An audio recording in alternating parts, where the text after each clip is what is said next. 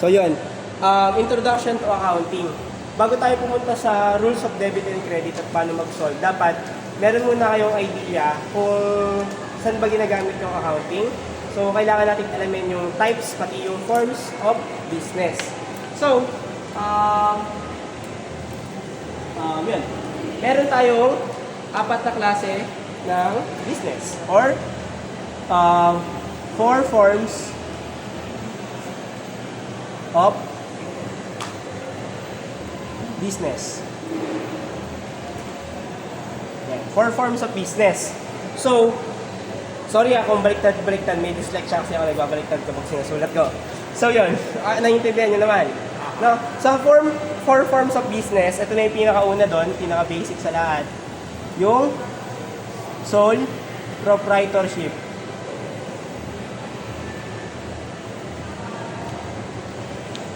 Yan. Sole proprietorship. So, sa sole proprietorship, ang owner, isa lang ang owner ng sole proprietorship. At ang ginagamit na capital account niya is yung pangalan ng owner, manipol capital, manipol drawing, gano'n. So, basically, ang sole proprietorship ay isa lang ang may-ari. And take note, ang sole proprietorship, dahil isa nga lang yung may-ari, limited lang yung funds niya. Pangalawa, yung life niya is mabilis lang. No? Kasi pwede siyang pumunta sa partnership. So, ay yung pangalawa naman is partnership.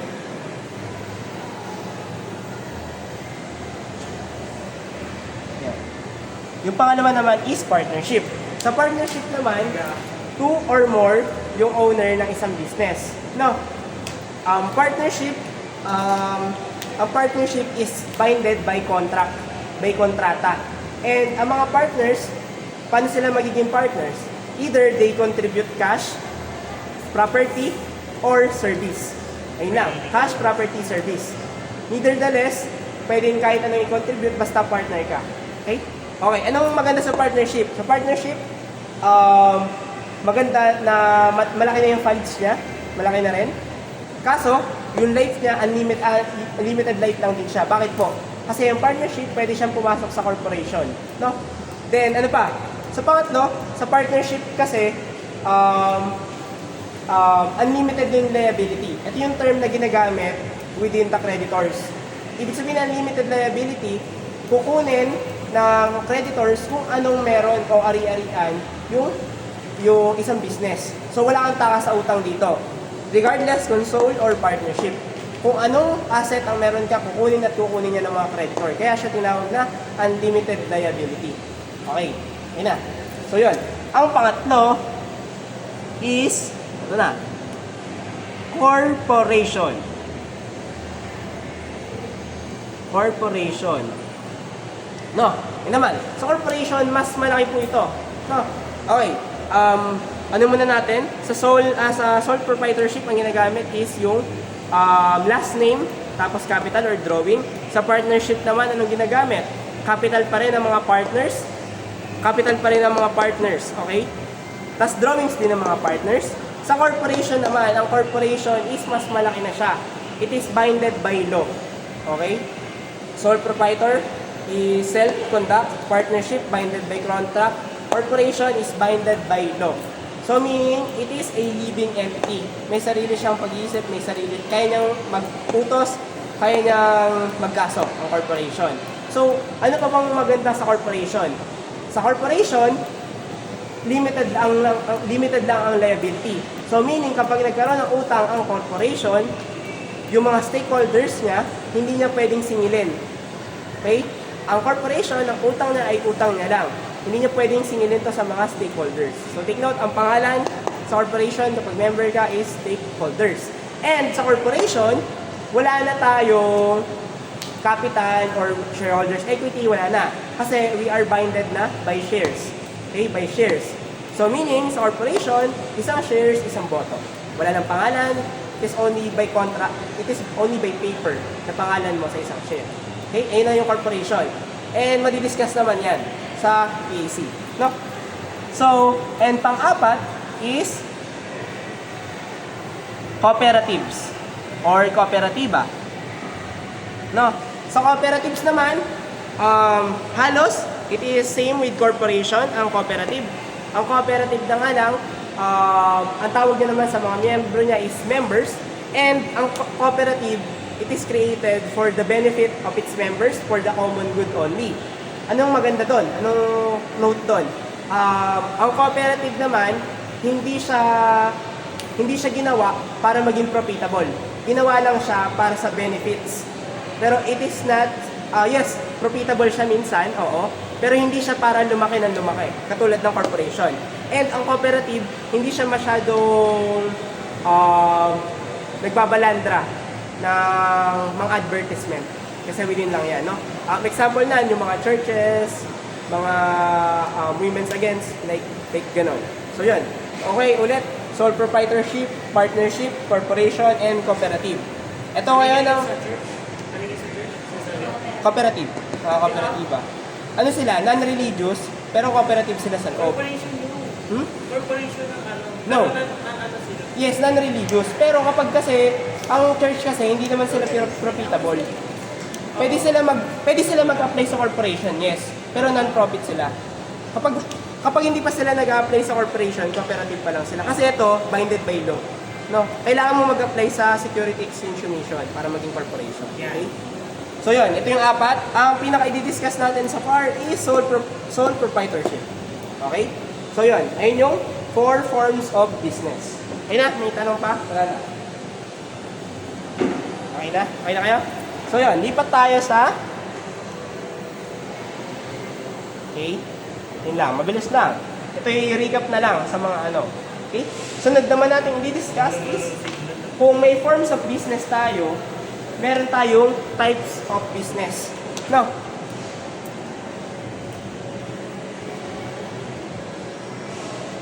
Types of business. Business. Tama ba ako ng spell? Oo. Ha? Tama? Di ba logo ng S, isa lang ang N. Okay. Business. Ayan. Ayan. Sabi mo yung N. Okay na yan. Yan. So, types of business. And meron tayong tatlong types ng business. Okay? May apat tayong form, di ba? So, ano within that businesses na mga firm, ano yung ginagawa nila? So, may tatlo tayong ways. No? Una is a business could be a service business. No, service business. Service business, example, ano ba mga service business? Laundry shop, accounting firms, IT services, di ba? Ayun yung mga service. Yes, no? Paggawa ng motor, okay? No?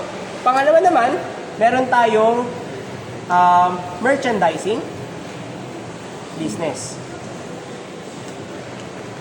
Okay? Merchandising business, basically, nagre-record. Yan. Merchandising business, basically, it is a buy and sell business. Retailing. No? Yes, retailing, merchandising. Ibili ka, tapos isa-sell mo. Okay? That's it. No? So, then, pangatlo, meron tayong service, merchandising, and manufacturing. Okay? Manufacturing. Okay? Okay, manufacturing. Okay? Sa manufacturing naman, you also bought materials. Okay, ano po yun, sir? Parang may kakaiba tayo, Parang magkapares ng merchandising pati manufacturing. Yes, somehow. Pero, ang manufacturing, ang term, ang bright term sa kanya, it use process. Meron siyang process. You are buying materials that is raw. Okay? And ipaprocess mo pa lang siya within the firm or within the business. Unlike sa merchandising, you only buy and sell. Okay? Wala ka nang ginagawa. Example nito, mga grocery. Ang example ng mga manufacturing business is yung mga like for example, tela. yan, tela, mga textiles, yan. Mga ceramics. Yun. Ganun yung mga example ng mga manufacturing. No? Service, merchandising, and manufacturing. And take note, kapag service, anong tawag sa income ng service? Service income. Or, yun, service income. Sa merchandising, sales income. Okay? And sa manufacturing, kung ano yung pinibenta nila, income. Okay? So, yun lang naman. May tanong po. Paano po yun, sir? Pwede po bang ang isang business is more than one yung type? Of course, yes, pwede. Pwede sila nagpo-provide ng service, pwede sila na nagpa-manufacture, pwede sila merchandise, at pwede sila manufacturing. For example, yung mga kumpanya na nagbebenta ng mga parts. Katulad sa paggawa ng motor. Yung paggawa ng motor. Sa bebenta Ano pa ba? Mga high-rated na brands. Yamaha. Diba? Yun. May mga ganun sila. Service, merchandising, and manufacturing. So far, yun lang naman. Okay na? Okay. So, emphasize natin ng konti yung merchandising. So, emphasize natin konti yung service at merchandising. Sa service, anong meron sa service? Anong ginagamit mo para mag-produce ng service? No? Labor, no? Sa service, kikita ka. Meron kang service income. Meron kang service income, no? Yo, uy, nare-record tayo. Service income, no? Ano yung nilalesaan niya? Bilang para malaman mo kung ano yung puhunan. Labor, no? Or, kapag ganan, kapag labor, we use cost of sales under service, no? So, leles lang natin yung cost of sales, no? Cost of sales. Then, and then, for the total, you have net profit or loss. Okay? Okay na. Go na. Okay? Yun lang yun. So, lalawak pa tong mga to kapag nandun na tayo sa mga income statement, sa FS, no? Sunod, sa merchandising. Anong meron sa service merchandising? So, meron kang sales. Naman, di ba? Sales. Meron kang sales income. Okay? Sales income. Kumpara naman sa service sa merchandising, ang sales naman or merchandising, gumagamit po siya ng cost of goods sold. This is all clear na kasi nga nagkaroon na rin naman tayo ng cost accounting and control. So, ang dali-dali na lang nitong intindihin, no? So, parehas lang din nun, i-less mo yon. So, less mo yung cost of goods sold. Okay? Meron kang net profit or P&L. No? Gets? Okay? Okay na. Okay? Okay na kayo, gets na. Okay? Yun lang yun. Sa manufacturing, balikin. Okay, go. Parehas lang ba yung cost of sales pati yung No. Ang cost of sales, it includes only the labor, kung ano yung binibigay. Ang cost of goods sold, magkano yung binili mo. At papatungan mo na siya ng presyo. Binili mo yung candy, 3 pesos, ibebenta mo siya ng 5. Magkano yung kita mo? 2. Ano yung cost of goods sold? 3. Kasi ayun yung puhunan mo. Okay? Yes, sir. Cost of sales, ayun yung ginamit mo or inano mo sa service. Service mo. Pag, kunyari, transport. Operational yun. Diba? Yun. Yung mga cost of sales, pwede siyang operational expenses, pati administrative expenses. Yun. Para magkaroon ka ng net profit or loss. Okay? Kasama din sa cost of sales, yung mga utilities. Yun. Kung ano yung mga nagamit mo within your service. Okay? That's that.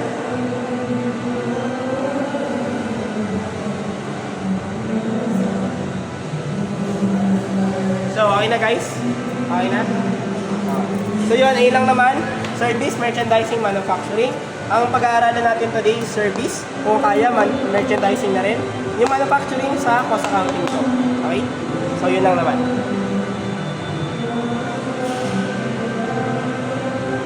Ilang minutes na, sir? Ilang minutes na?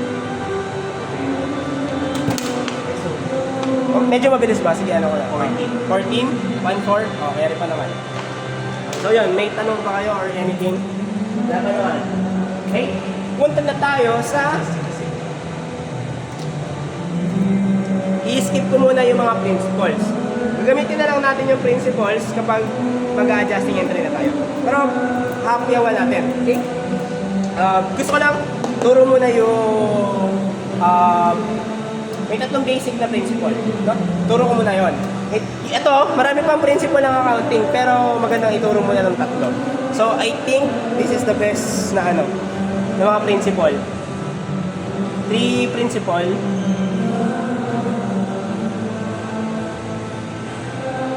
Of R. Okay? Okay, alam ko na namang alam nyo to. Nagtuturo ko na rin. No? Ang pinaka-favorite ng lahat is the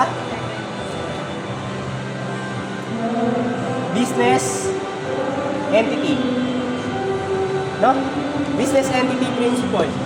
Ano po ba yung business entity principle? Basically, bukod ang ari-arian, ang assets ng owner sa mismong business. Okay? Bukod ang asset ng owner at ang asset ng isang business. Ayun lang naman yon. Mahalaga yon kasi nga kapag pinaghalo mo yon, mahihirapan mag-solve. Mahirapan tayo mag-solve kung ano ba talaga yung profit. No? Yun lang naman yon. So, separation of owners, asset to its firm. Yan. Okay? Separate ang pagmamayari ng owner sa pagmamayari ng business. Okay? So, yun lang naman. Okay, next.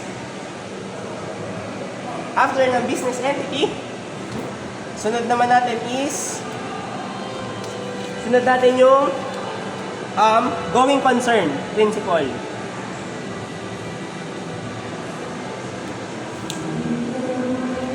Going concern. Okay? Going concern principle. Ang basic root lang naman ng going concern principle is as if the business will last forever. Ibig sabihin, kailangan natin i-assume na yung business hindi siya matatapos regardless kung palugi na o hindi. Okay? Dapat wala tayong iniisip, malulugi na ba kami? Hindi. Hindi mo pwedeng isipin yun. Undergoing concern. Okay? Kasi pag inisip mo yun, bawal kasi maging subjective yung pagsasolve. Kaya dapat inisip mo within the firm lang. Tuloy-tuloy dapat siya mag-ooperate regardless kung puro loss siya or puro income. Okay? As is yan. Okay na? Gusto mo lumipat dito? Para kita mo. Sige. And letter C. Ito dapat nasa kukote nyo to. Hindi to pwedeng mawala kasi kasama siya sa lahat. Ang accrual cash basis. Yan. Huwag nyo na. Sorry. Sa accrual cash basis. Okay? Gurahin ko muna ito taas. Yan. Kailangan gets nyo yung accrual cash basis. Sobrang basic nito, pero pagdating na sa mga practical na exam, mahirapan kayo. Hindi nyo alam kung kailan nyo ba i-recognize yung income, kailan nyo i-recognize yung expense. No? Accrual cash basis is all about that. Okay? Ano yung dapat itatak natin sa sarili natin? Income is recognized or earned. Yun. Income is earned. Income is earned when the service is rendered.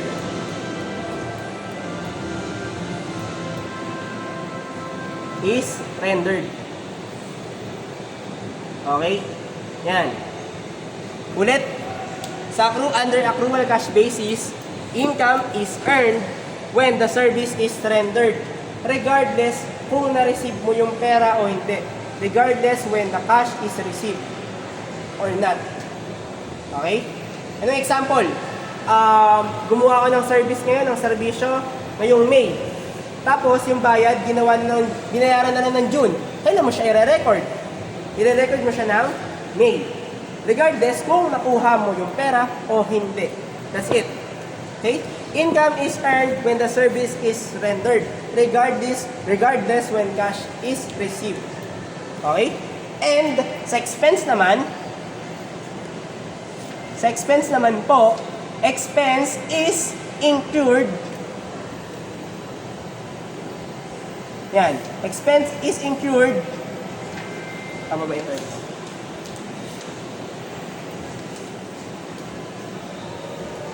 Tama. Yan. Expense is incurred. Wait.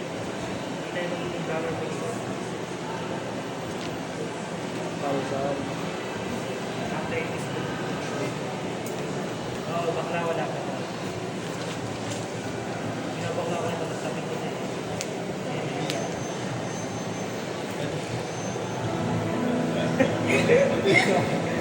Ayun.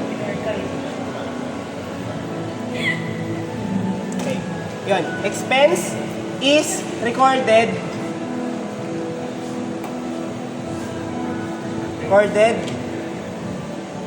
when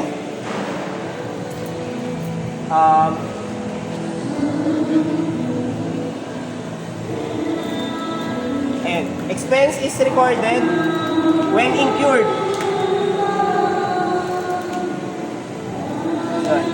Expense is recorded when incurred regardless of the payment.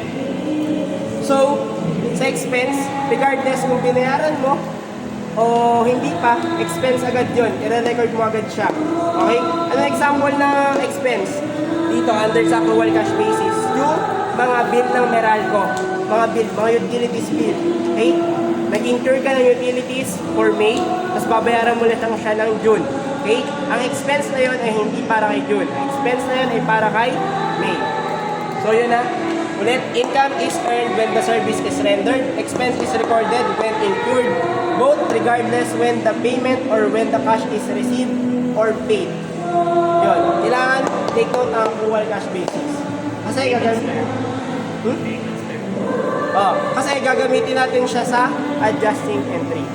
So yun, ayun lang naman yung tatlong principles of FAR. Marami pa yan, pero ito yung, sa tingin ko yung tatlo yung mahalaga. The business entity, the going concern, at yung accrual cash basis. Okay? May tanong ka po, may tanong ka. Yun, pray ko na ha.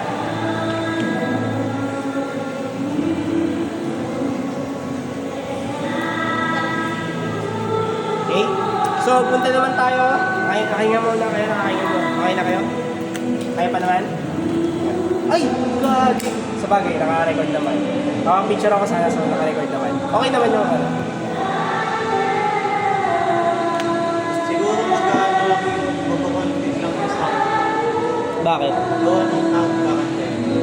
Okay na, nakikita naman nila yan. So, yun. Next naman na ituturo ko is yung accounting equation.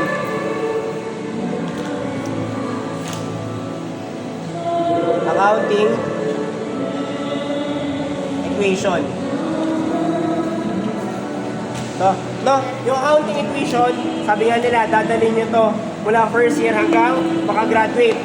Kasi ito yung kaluluwa ng accounting. No? Ano yung accounting equation? Asset is equal to liability plus equity or capital. No? Yan lang naman yun. Asset is equal to liability plus equity or capital. No? Equity, capital, tandaan natin na yung equity o capital, hindi mo siya pwedeng ituring na puhunan. No? Yes, yung capital sa Tagalog, capital din. Capital siya like puhunan, pero under accounting, hindi mo lang siya pwedeng ituring na ganun lang. No? Ang capital, it is the asset minus liability, ay yung capital o ayun lang yung pagmamayari mo sa isang firm. Okay? Ano po yung asset? Asset, it is all about the resources of the firm that is benefitable sa future. Or meron ka ditong benefit sa near future. No? Then liability is pagkakautang. Diba? Basically, ang isang business, kailangan niya mangutang or nagpapautang siya. Ayun yung term doon. Para gumalaw. Kasi once na hindi siya magpautang o umutang, kulang yung resources niya. No? Ayun lang naman. So, yun. Punta na tayo sa rules of debit and credit. Okay? Para i-emphasize pa natin ito lalo. Itong asset is equal to liability plus capital or equity. Okay? Take note yung acronym na isusulat ko. Okay? Okay, lalagay ko na dito yung asset is equals to liabilities plus equity or capital. Okay? Ang ano ko naman ngayon is the rules of debit, and credit. Okay. Rules of debit and credit. Sa rules of debit and credit, mapag-aaralan na natin dito yung anim na major accounts. Okay? Sino ba yung mga accounts na nasa credit? Sino ba yung mga accounts na nasa debit? Okay? Ako dito, may ginagamit akong acronym and pwede naman din kayo gumamit ng inyo. Pero kung may ginagamit akong acronym dito na, okay, anuin ko muna yung illustration. Okay? Yan.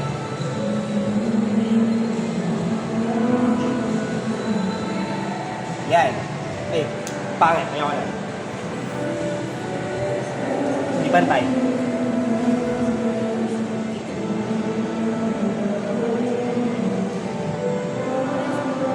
Ayan. Ayan yung ginagamit kong acronym. No? Deadly. No? So, i-ano na natin din yung mga accounts pag nilagay natin. So, itong side na to, this is debit, and this side is credit. No? Okay? Sulat natin yung acronym sa taas. No, deadly. So, anong major account yung nasa debit? Letter E for expense. Expense, no? Okay? Expense, ano naman? Self-explanatory, lahat ng gastos mo. Regardless kung operational or administrative. No? Expenses yung mga yun. Okay? Letter A for asset. No? Lahat ng pagmamay-ari mo. And you have future benefit to it. No? Asset. Then letter D for drawings. Drawings. Kapag nangangailangan ang owner ng pera, siya ay magdodrawing. Okay? Drawings. Okay? Expense, asset, drawing is under the debit. No? Tandaan po natin na kapag tumaas ang debit, bababa ang credit. No? So yan. Tuloy natin sa major accounts ng credit. No? Sa letter C. Letter C stands for capital. No? Capital. So yan. Capital. No? Capital, sabi ko nga, equity. Ito yung pagmamay-ari o portion ng pagmamay-ari ng isang owner pagkatapos i-less dun sa asset, yung liability o yung utang. No? So, letter L for liability. No? Yan, mga utang, liability. Okay? And letter I for income. Okay? Yan. So, yan. So, income, makakita. No? So, ayan na yung tatlong major accounts ng rules of debit and credit. So, yun, kayo na, bahala na kayo sa acronym nyo. Pero na yan yun. Deadly. Okay? Again, sa debit, expense, asset, drawing. Sa capital, credit, capital, liability, at income. Okay, yun na. Okay? Take note nyo to. So, yun lang naman. May tanong ba? May tanong kayo ngayon? Wala. Kumuha ka ng papel. Okay na kayo? May tanong kayo? Wala. Diba? So, yun.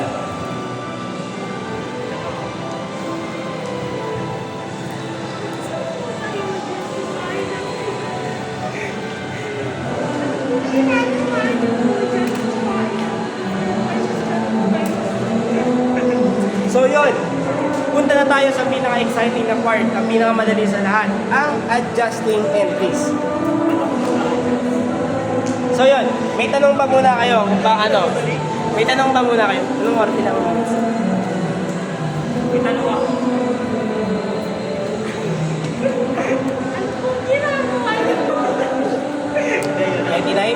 Okay. So yun, sakto 30 minutes yung basic accounting and principles.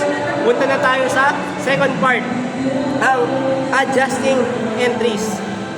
Okay naman kayo? Naiintindihan nyo pa ba? Okay, okay. Ano lang to?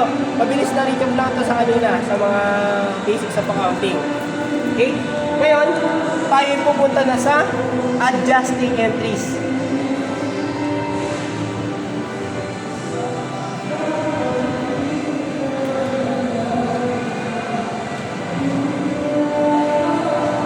Okay, adjusting entry or AJA. Okay, sa adjusting entries, so bilang introduction muna sa adjusting entries, at bago tayo pumunta sa adjusting entries, bibigyan ko kayo ng tip kung paano naaaral or paano ko naaaral yung accounting ng madali. So, sa accounting, ginagawa yung accounting, it is a service provided, no? Ang accounting is service. Service, ano siya? Service siya, no? So, ikaw, bilang service ng accounting, usually, ano ginagawa ng accountants? Nag-audit, nag-i-investiga. So, ito, ibinibigay ko sa inyo dahil kakilala ko kayo, ganito ako paano ako mag-solve ng accounting or paano ko nag-grasp yung principles ng accounting. Always, kapag mag-aaral ng accounting, huwag mo na hawakan yung calculator. Hawakan yung papel. At itanong nyo, ito.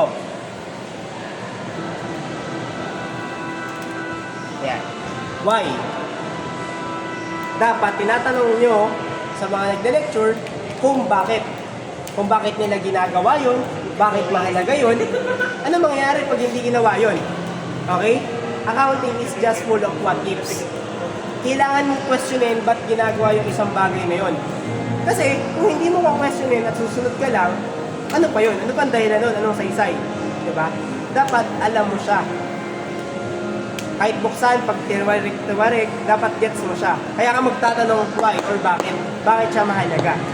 Okay? Katulad kanina, yung mga accrual cash basis, ba't ka magre-recognize ng ganito? Eh kasi nga, gawa ng accrual. Ganun yun. So, always take note na ask why. No? Kasi sa adjusting entry, kapag hindi mo siya inas kung bakit, hindi mo siya masasagutan. Okay? So yun, ayun lang naman, why?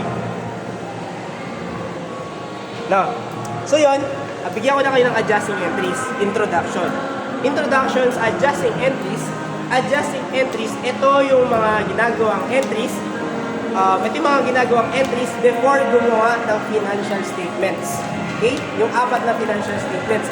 Kailangan may adjusting entries. No? Bakit po kailangan ng adjusting entries?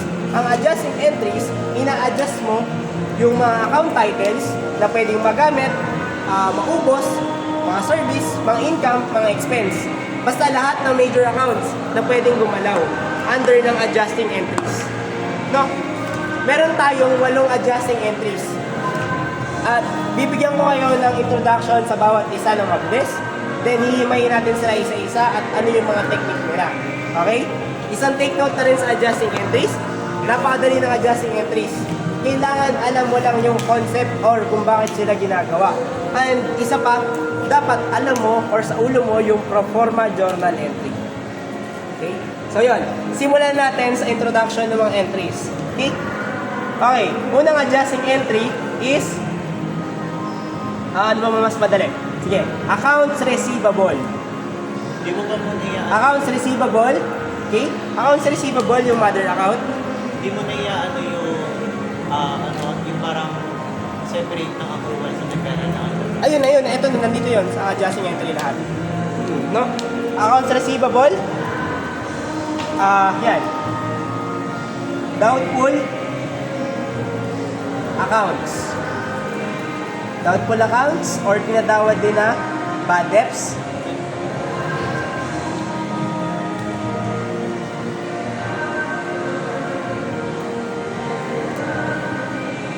Okay, bad debts. Yan. Ang unang adjusting entry, introduction, doubtful accounts or bad debts. Okay? Or tinatawag din siyang uncollectible accounts. So, ano nga ba yung doubtful accounts or bad debts? Basically, it is under siya ng ang mother account na is accounts receivable. Basically, it is all about the topics, the concerns about the accounts receivable. O yung mga bagay o yung mga pera pagkakautang sa'yo na hindi mo na makokolekta o probably hindi mo makokolekta. Kaya ka gumagawa ng adjusting entry sa doubtful accounts or bad debts kasi ikaw bilang business owner, tinitignan mo kung ano yung mga, or magkano yung amount na, ay baka hindi ko na ito makolekta. Nakabenta ka, tapos yung iba doon, credit or utang. Ikaw bilang owner, titignan mo, magkano kaya yung hindi ko makukuha doon. Okay? So meaning, doubtful accounts or bad debts, it is all about estimation. No? Yun yung magandang term for doubtful accounts or bad debts, estimation. Okay? Ito ay bad debts or doubtful accounts, it is ano na lang, parang pasintabi na lang or mabilisan kasi napag-aralan na to sa IA. Pero tutulungan ko kayo mag-adjusting entry. No? Pangalawang adjusting entry is depreciation. No? Depreciation. Depreciation is all about the PPE, property, plant, equipment, and intangible asset. And everything na pwedeng, ang lucky term niya is expiration. No? Kung sa doubtful accounts, estimation, sa depreciation, it is all about expiration. No? Ayun lang naman. So, pwede siyang applicable siya sa mga PPE at intangible asset. So, ano lang yung isang asset na hindi nagde-depreciate? Land. So, yun. Balikan na lang natin yun. Yun. Number 3, na adjusting entry is accrued expense.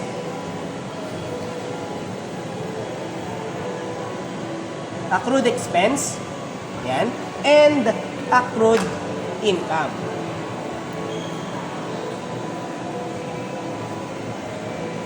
Sabi ko nga, kailangan alam nyo or gets nyo yung principle. Kasi, dalawa dun sa principle ay under ng adjusting entry. Ang accrued expense at ang accrued income. Okay? So, sa accrued expense, ito yung mga expense na na-incur pero hindi recorded. Basta matik yan. Pag hindi recorded, matik yun, accrued yun.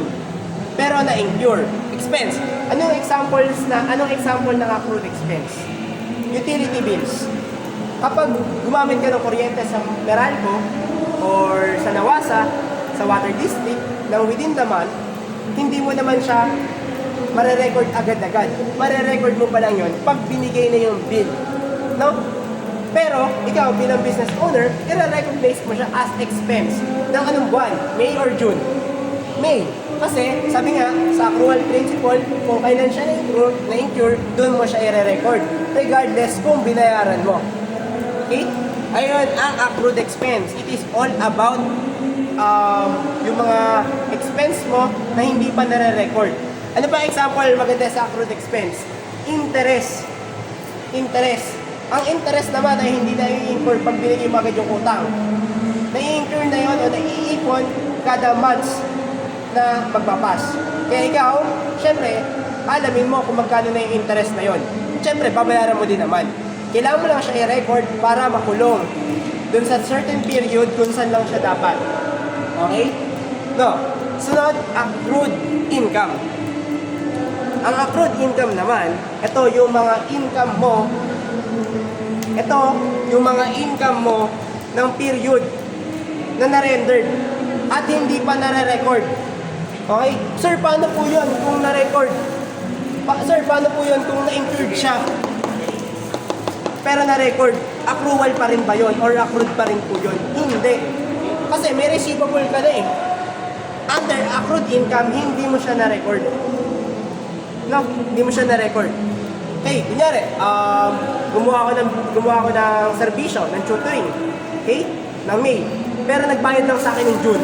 Kaninong income yun? It is income for May or June? May. Kasi nga, under accrual, regardless kung nakuha mo yung bayad o hindi. Pero hindi na-record, i-recognize mo siya dun sa period na yun. Ayun na naman. Okay? So, number 5 is ang prepaid assets. Okay? Prepaid assets or expense. Okay? Ito naman, sobrang dali lang nito. Usually, yung magkapatid na prepaid pati unearned, ayun yung doon nahihirapan yung mga estudyante. Kasi nga, may mga method sila. Prepaid asset or expense. Ayun na, prepaid asset or expense yan. Sorry. So, yun. Anong introduction, pabilisan. ba't siya nasa adjusting entry yung mga prepaids? Ano ba pag sinabing prepaid? Binayaran mo na or binili mo na pero hindi mo pa nagagamit. Bumili ka ng supplies na 30,000 ng beginning of the year. Tapos, end of the year, may tanong po, 30,000 pa rin ba yung supplies mo? Siyempre, may nagamit na doon. Okay? So, meaning, yung prepaids, nababawasan siya. No? Kaya ka mag-adjust yung entry, kailangan malaman kung ano yung natira or ano yung nabawas. And may mga method doon. Dalawang method. Okay? Mamaya natin i-discuss. So, sa prepaid, it is all about supplies or it is all about resources that became expense. No? Number 6, adjusting entry is the unearned revenue or deferrals. No? Or deferrals. Okay. Ano po yung deferral, sir? Siya yung kalaban ng accrual. Kung sa accrual, regardless kung ma-receive mo yung pera o makapagbayad ka, under accrual. Pero under unearned revenue or unearned income or deferrals, sila naman ay kabaliktaran. Yung isang tao, nagbigay sa'yo ng pera.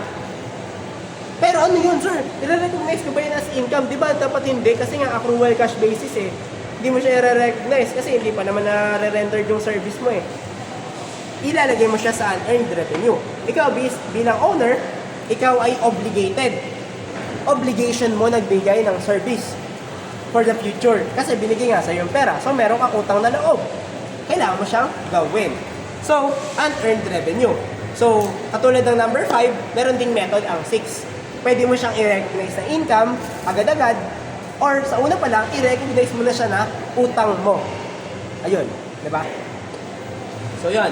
Ito yung i-discuss natin ngayon. Ulit, doubtful accounts, it is all about estimation ng hindi mo kolekta. Depreciation, it is all about expiration. Accrued expense, accrued income, it is all about accruals. Then, 5 prepaids, it is all about the resources na magiging expense.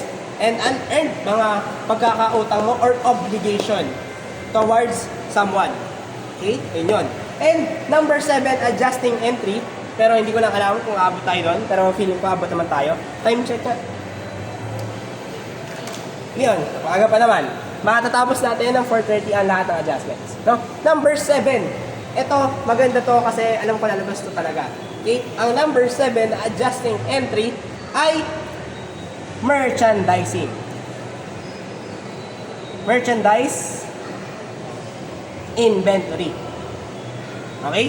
Halos katulad ng prepaid asset, ang merchandise inventory ay resources mo. Ang kaibahan lang, sa prepaids, ikaw ang gumagamit. Yung business or firm yung gumagamit. Pero sa merchandise inventory, binebenta mo to. And ikaw ang bahala kung anong Siyempre, i-recognize mo sa merchandise inventory. May dalawa din siyang method. And sa dulo, or sa end ng period, i-recognize mo or titignan mo ilan na lang yung natitira mo. Okay? Ayun. So, dito sa merchandise inventory, meron na siyang cost of goods sold, yung kinita mo. And magkano yung puhunan mo dun sa mga nabenta mo. Para makita mo yung profit mo. Okay na? So, yun. This is the 7 adjusting entry. Okay? May pang-walyo pa. Pero ayun ay napag-aralan na sa IA. Okay, ano yung mga yun? Amortization, surplus, and etc. Ayun yung pang-walong adjusting entry. Okay? So yan. Unahin na natin. Okay na? Gusto kayo?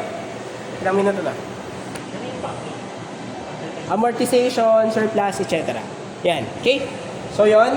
Ayun yung itong adjusting entry na ituturo under par. Okay? Ay! Yun. So, cut muna natin. I-video lang natin para makabuelo yung video. Sin, paano nga? Ay! Higyan ko na. Okay? May part 2.